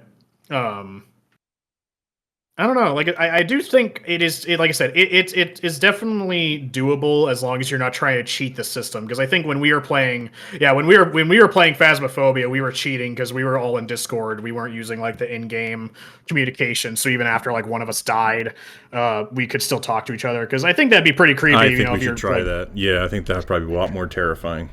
Yeah, because it is pretty creepy. It's like me and Jordan are walking down a hallway, and Jordan's like, "Oh, I'm gonna check this room right quick." I'm like, "Okay, well, I'll see you in a minute." And like a minute passes, I go back there, and I'm like, "Jordan," and Jordan's just fucking gone because he just died off screen because something got him, and no one fucking knows. And it's just like, oh fuck me, because it's like, great, I'm here now. What killed him? And I think we should play Rooms was pretty good. Yeah. That was actually terrifying. Scooby-Doo. Yeah, the Scooby-Dooing of that game, but it still plays pretty well. Well, it's like I said reduce because there's a few ways, like this is like from like a psychological brain games, that's what it was called. Whereas like they talked about like the different kinds of ways that average people like deal with fear, and like I feel like the most common one for for people hanging out with friends or play like these types of games with friends is like the comedic stance towards like a and a fear factor. So it's like they're constantly making jokes or trying to find a humility in the situation that you're in. So it's like if you have like a bunch of people that you know very well, then most likely you're just gonna be in that type of comedic situation with them. So it's like it obviously gonna reduce like you know that you're all scared, but it's like it's gonna reduce like the fear factor because you're with people that you actually know. But like an actual situation, if you're like with strangers, you're gonna take that stuff seriously. You don't know who to trust and things like that. That is true. I mean, it's like one of those things that like I don't think there's any like maybe there is, I don't know because I haven't played enough. But if like Lethal Company and I guess Phasmophobia has some kind of matchmaking tool. But yeah, just having Randy's with the you're not joking around with obviously probably definitely increases the fear factor. I never really had that desire to play with Randy's in games like that. I just fully meant those games are meant to be played with people you know. So now that we're talking about what was happening about with multiplayer and such, now I want to talk about us getting into the points of view. So what do you think is more effective in a scary game? Is it first person or third person? What do you think? First First person. person for sure. I'm kind of either or. I mean, as far as like what I prefer, I think I like third person, or at the very least, if it's a horror game where like the main character is like nothing, the main character is not really that important. They're just like a tool for you to get into this. I think it's better to be first person, but if you have like an actual character, I want to see them to help get connected to them. Part of the reason I don't give two fucking shits about Ethan in Resident Evil Village and shit like that because I don't care about him. All he is to me is just some hands. Like that's what his character is. So do you think that that's possibly why they made a lot of the Resident Evils and the Silent Hill games all third person rather than first person? So you'd be more connected with the character? I definitely think so. I mean, because let's put it this way, it's like I'm gonna say it. Marcus Phoenix is a way more of a character than Master Chief is. Like Master Chief has his character moments, but let's be real, he's mainly just a guy who goes around and shoots stuff. Master Chief doesn't have like a super strong. You're not gonna hear Master Chief's fucking points of view of morality of the Covenant War or anything like that. He's just like, I need a weapon, Whereas like Marcus Phoenix cares about people and shit like that. So we have a third person view with Marcus Phoenix in Gears of War. I'm pointing out action games rather than horror games, but it's the same difference. So I feel a lot more connected personally with Marcus Phoenix, even though I have like more, I've just been with Master Chief for so long that I like him more. But as a character, Marcus Phoenix is cooler. The same reason why like any Resident Evil that I've played that's third person, I actually feel like there's like I care about the characters. I don't want to see them die. I don't give a shit what happens to Ethan. I don't fucking like Ethan. Fuck you, Ethan. Because he's not a character. I think he's fucking stupid. So I think that's a part of the reason why in the DLC, when you're with his daughter, it goes back to third person view because it's just it gives you better connection with the character. Does that mean it's I don't know. It's like I think Resident Evil. What was the one before Village? That the first one that Ethan was in. Which one was that one? 7. Like I think it's a little scary. I don't know. I feel like first person fear can be pretty good. I know it's pretty good in Lethal Company, but that's different because I mean third person view in Lethal Company is not going to do you any good for the same reason. You're not playing a character, you're just playing you in a multiplayer setting. So there's not really a point in seeing your character.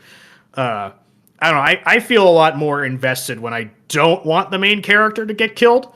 Because I feel really horrible playing Dead Space and I fuck up and then I see Isaac get dismembered in some horrible way, Same thing in Resident Evil. If I see Jill or Leon or Chris, fucking Claire, all they get murdered in some horrible way, I'm just like, oh god, I didn't want to see that, man. That fucking sucks. Yeah, it was like I can understand somewhat why they switched from third person to first person, even though it wasn't totally necessary for Ethan.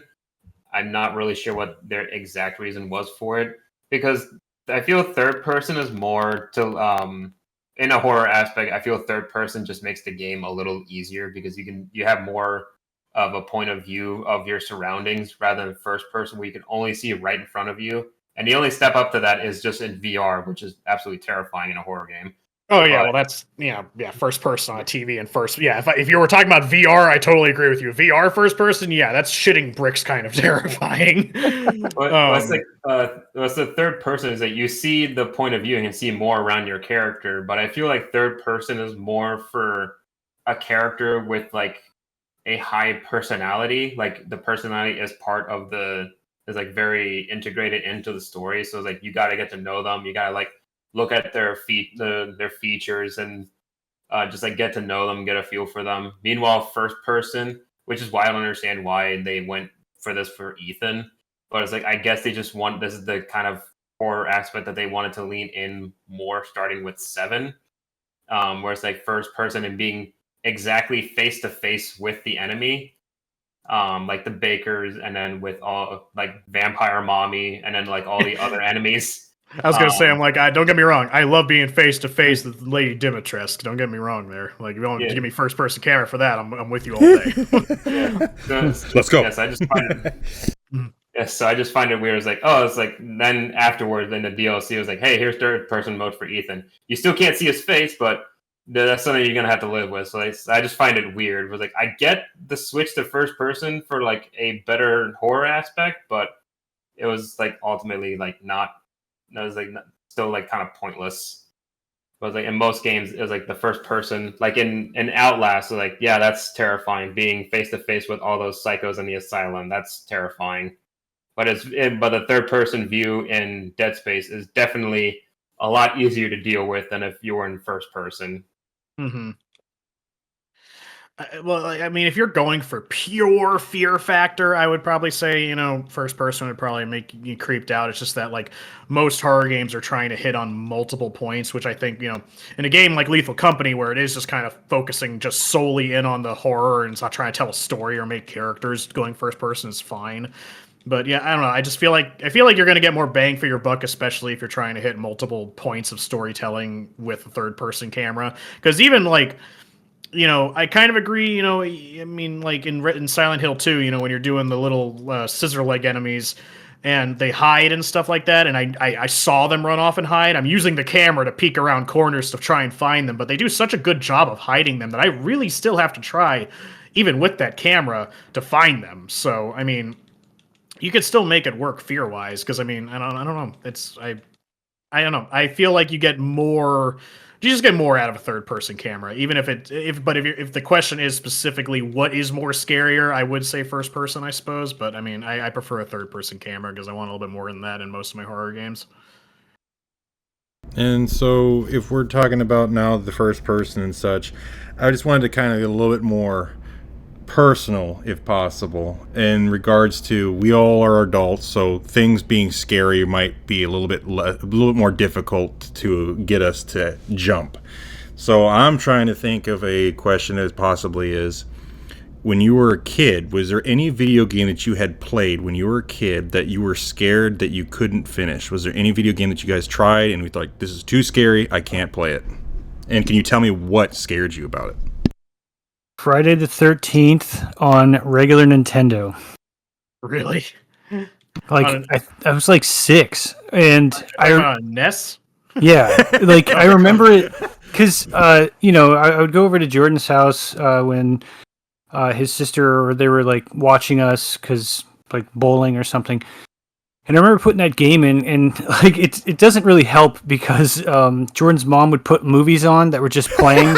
And we'd be like Chucky or Friday the 13th Tales or of the Crypt, Freddy Tales of the Crypt, Puppet Master, yeah, Warlock, Critters, Hellraiser. And I'm just like 5, and I'm like, oh my god! And then so when I'd play the Friday the 13th game, like specifically, there'd be parts where it's kind of comical now, but like at the time, you would just be going around, and I didn't understand the game at first, but you'd enter a house and there'd be nothing, but sometimes when you enter the house, Jason is in it.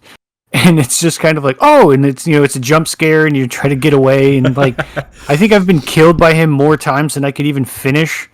So like, I would just be running through the woods and next thing you know, you die or like something would kill me. I never like beat the game, but I would try to play it and then Jason would appear and then I'd turn it off.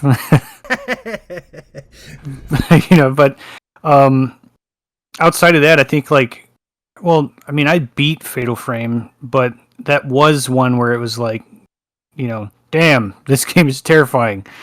Because your only means you have to take a picture of the ghost, so it's not like you can't really run from it because that defeats the purpose. It's such a mean game mechanic. I love it so much. Yeah. It was really hard on the Wii U because like you gotta swing that tablet around. Yes, the old get off the couch and move. Get off your ass. But I don't want to. Yeah. I mean, to be honest with you, I mean, I hate to keep saying it, but it was Dead Space originally. Me and my friends had this funny thing going on where, like, just randomly, sometimes when we were all hanging out, like, I remember specifically one time we were like, all right, we're going to play Dead Space. And at the time, it was really fucking scary. And, I was over at my friend's house and like, hey, you want to go get some food outside real quick? I'm like, yeah, sure. And they all go outside. I was the last one to get out of the room, and then they shoved me back into the room and locked the door, like complete darkness. Wow. It's like, now we're locking you in there till you play Dead Space. I'm like, you assholes. But I mean, that was probably the only, like, game wise. I mean, I already just shared my thoughts on the fucking Grudge. I have my own things, but that's a movie. That being said, though, I know The Grudge had a fucking Wii game, and I can tell you right now, I will never play that, and I will never beat it. I'm not doing it. Christmas present. Yeah, I will look you straight in the face, Edwin, break it in half, and throw it in the garbage. Yeah, it was just Dead Space. I mean, we got over it, after like we realized it's like, oh wait, that's how you kill him with the fucking plasma cutter. It's like, oh, this is way better. But after, we got over it. But that was just it was just a funny meme that like we would like abandon, like we would start playing Dead Space and then we'd like slowly leave the room to only the person playing it's there, and they'd look up and they're like, where the fuck did everyone go? It's like, don't leave me here. So it's not necessarily a horror game because I didn't play any horror games before the original Resident Evil 4 because my cousin kind of forced me into playing it, and that's like when I started getting into horror. It's because of like finally facing the fear of it. But before that, it's like not necessarily a horror game, but freaking Zelda Ocarina of Time and Majora's Mask. So it's like I think I stopped playing Ocarina of Time the first time because like I finally made it to the Shadow Temple. I got lost and I was scared and I didn't want to deal with it. I'm lost and scared. And then like similar thing for Majora's Mask, but I think I was like more lost and scared. It was like Majora's Mask is darker, but it is a lot harder to like actually go through, especially as like a kid. I never owned it, but I did think the Majora's Mask was pretty fucking creepy, actually, because I hated, like, the few times I did get to play it, I was, when you do the transformation, Link looks like he's in a lot of fucking pain when you do that, and I'm just like, Jesus, that looks terrifying. Yeah, my experience I had that I was scared of was the first Resident Evil on PlayStation. That messed me up. It was definitely that part where the zombie turned his head and looked at you. That was pretty scary back in the day, and the fact that all that moaning noise and shit that you're hearing and the music, it was something I couldn't play. I ended up having to watch through others to be able, I guess, to see a little bit of it, because obviously it didn't have the same feeling. If I was playing it, obviously I was more in tune to what's going on, so it had more of a hit to me, versus if I was just sitting there next to somebody, I felt like I was just watching a movie or something, so it didn't have that much impact.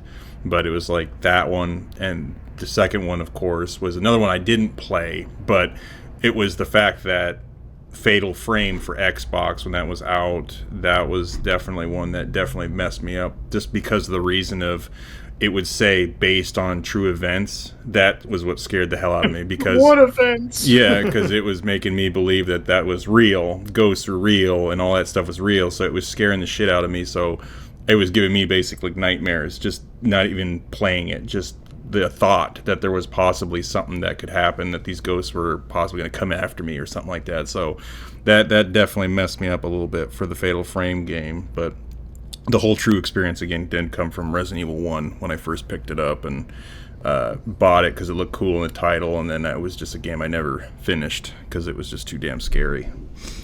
It's funny. I was like adding when you go into like a horror game or horror movie, and then that line pops up like based on true events, that's like already like a fuck you to the psyche. It's like, oh, cool. Yeah. I have more to fear in this world. Yeah, they have more to fear in this world. I mean, that's what worked so well on the fucking what was it, the Blair Witch Project? That was like the big selling point because no one had done it up to that point. Because the whole like marketing strategy of just being like, this is a real tape that was found, in the middle of nowhere, and people fell for it. It's like, how could you do this? You found this tape. You're profiting off this essentially a snuff film, But it was just a marketing strategy, make people believe it's real, and people are like, what the fuck, I have to see it.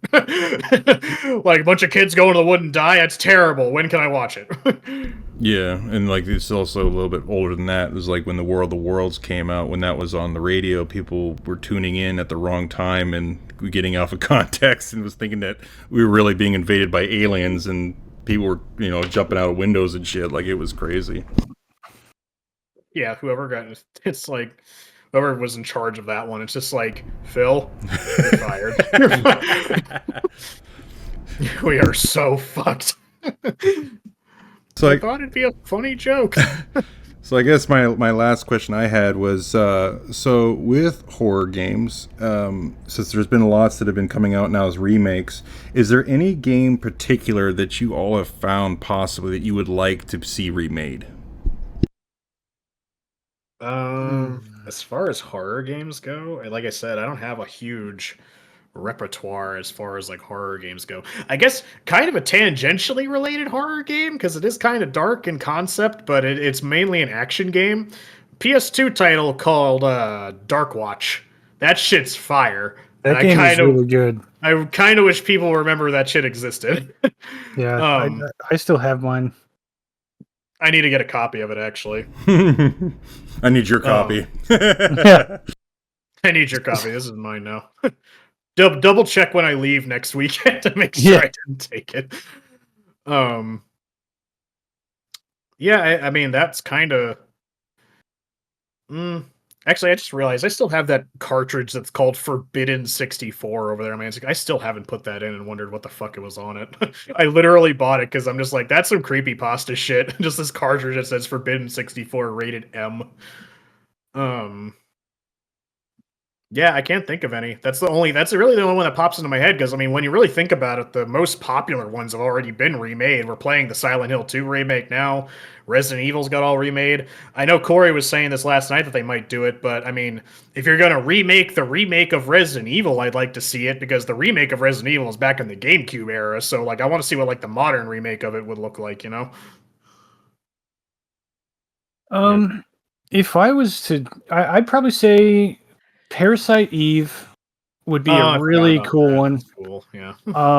Another one that would be really good, that's not necessarily like true horror, but it's kind of stems off of like the Resident Evil style of games, would be like Onimusha. That'd be kind of a dope game. What about well, fuck, what was it? It was on the GameCube. The one that like your TV. Right, that was what I was gonna say myself. What was it? What was it called? Don't everyone clam up now. Someone knows it. It's Shadow of Darkness. Something like that. Either way, but yeah, that was that because Nintendo's. Is it that the kid goes into like his treehouse and then ends up in like another world? I don't know what That's World of Darkness. That's weird. It's like the Heart of Darkness. Yeah, Heart of Darkness. But yeah, I saw that game yesterday. I almost bought that game. That thing's really creepy. Actually, it's like that kid is just being eaten alive in every corner. Okay, because I thought it played like the Oddworld games, so I was like, this might be something I want. But it's like not. It comes. It's like the freaking. It's Eternal Darkness. What, the GameCube game? Yeah, because there's two of them, I believe. Eternal Darkness, Sanity's Requiem. That's the one where it's like the more crazy you are, the more shit that's happening. Yep, Eternal Darkness. That is the one. Yep. Yeah, I'd like to see that remade, especially Nintendo still technically owns the property. They just haven't fucking done anything with it. I think. Oh, I guess you know what? I would actually like to see an Amnesia remake. Dark Descent. I was gonna say that, but I thought they already did. Well, why do I feel like you're right? Like I feel like that might have been a thing too, and I just forgot about it. I know it's like the Machine for Pigs. That was like, I know that's a sequel, but I don't know if they like actually redid the original one. I think they did, but like, I mean, was it a remake or just like a remaster, like an HD remaster or something? I have no idea. Yeah, I feel like you might be right, but if it's not a thing, I want it to be a thing. If it is a thing, I'll try looking for it. I wonder if they went with making BioShock more scarier, like making it more of a horror. Like, I wonder how that would turn out. I just feel like BioShock just falls in that category of stuff that wasn't like explicitly meant to be scary, just kind of wound up that way because of the setting. I'm sure that was somewhat of the intention, but not like the end all be all of what it was, you know? Yeah, no, it definitely had some weight to it. I mean, like, I think of if it was like, yeah, because I know that if you had like all those different things that you could do, but it was like a lot more darker. Things were a lot more demented. There would be those sounds, and everything was a lot more creepier. I think it would probably hold a lot more weight on that game. Even though it was a really damn good game, I just think if it was more scarier, it'd probably be a lot more of an impact for that video game. I was just thinking, like, what, you know, it'd be really specific what I'm thinking of, but just like a really hardcore, like, rated M Luigi's Mansion, you know? It's like really fucked up Luigi's Mansion. Yeah. Oh, I don't think there is a. I quickly searched it up. There's 4 Amnesia games. I did not know that. But yeah, it's Amnesia, Machine for Pigs. The other Dark one is the first one, but I don't think it's been remade. There's a fan remake of it, but I don't think that counts. Probably not. I don't think it would. Cool that it exists, though. Yeah, someone's got to do it. Yeah. All right. Just the Thanos of just fucking, you know, fine, I'll take care of it myself. No one else is going to do it. Well, I got 3 trivias if we want to go ahead and jump on that. Yeah, sure. Deal. All right, so the very first question. In the Silent Hill series, which game introduced the concept of multiple endings based on the player's psychological state throughout the game? Was it A, Silent Hill 2, B, Silent Hill Shattered Memories, C, Silent Hill 3, or D, Silent Hill 4, The Room? The Room? I think all Silent Hill. I want to say Shattered Memories. Yeah, Shattered Memories sounds like it would have multiple endings. The answer was Shattered Memories. Yay. Yay. In question 2, in Fatal Frame, which real-world Japanese urban legend inspired the story of the Himoto Mansion, the game's primary setting? Was it A, the slit-mouthed woman, B, the Teki Teki, C, the curse of the Himoto family, or D, the White Lady? Say that one more time. What was this inspiring? It was inspiring the story of the Himoto Mansion. And what game was it? Did you say Fatal Frame? Fatal Frame, yes. Fuck, I feel like I knew this at some point. I know, me too. I want to say C because that's like right on the nose, but I feel like it's the slit mouth woman. I don't think it's I don't think it's a slit mouth lady. That's a really specific urban legend that I don't think. Is that the one if she asks if she's pretty or something? And you say something. Yeah, because she wears a mask. She asks if she's pretty, and then if you say, pretty much you're fucked no matter what you say is pretty much the fucking gist of that story. But because the Japanese legends are just like, no, you just die, lol. Don't talk to strangers. Yeah, don't talk to strangers like at all. But it's fucked up because even if you say nothing, she'll still kill you anyway, so you're just being rude. Sleepless? Yeah, I guess I'll go with the Himori fan. I feel like I have tangential knowledge of all these things, but I forgot which one directly relates back to Fatal Frame. Let's go with the White Lady. The answer was the curse of the Himoto family. Damn it. It makes a lot more sense because it's the mansion. So All right, the third and final question. In Amnesia, The Dark Descent, the protagonist Daniel suffers from which affliction that serves as a core gameplay mechanic? Is it A, amnesia, B, claustrophobia, C, nyctophobia, or D, paranoia? I want to say, and this is another like on the nose one, but I want to say paranoia. Yeah, doesn't he have that like weird like he starts to go crazy? I think it is paranoia. I mean, if it was, he has amnesia. That's the whole fucking point, because you wake up in a mansion not knowing what you're doing there. But yeah, I think it's paranoia as his actual affliction. I'll just say A, since the last one was on the nose. I'm assuming this one is too. The answer was amnesia. Yeah. Okay, so it was yours being literal. Okay, because I knew he had amnesia. I thought for a second I thought that there was like a special reasoning for like the fucking sanity mechanic or something, because he didn't like in Amnesia. What is the title of the game? Amnesia. I thought one of them was going to be depression, because I was like, why is he in the mansion to begin with? I was like, I'm assuming it's because of like a tragic past. I was going to pick that one if you said it. Okay. Well, I guess we'll be wrapping it up. Be sure to follow us on Spotify, Twitter, and the YouTube channel to be notified of new episodes. Rate us 5 stars if you enjoyed today's episode. And don't forget to subscribe on our YouTube channel. And for all you gamers out there, just remember to keep exploring, keep playing, and keep listening. Until next time, this is the Mediocre Rumble Brothers podcast signing off. Thanks for listening. Hey, this is Corey, and thanks for checking out Mediocre Rumble Brothers. If you liked the video, please drop a like, and if you didn't, that's fine too. If you'd like us to talk about any specific games, drop a comment below, or feel free to discuss your experience with the games that we've mentioned in the episode. You can also listen to our episodes prior to YouTube on our Spotify. Thanks for watching, and hope to see you again soon.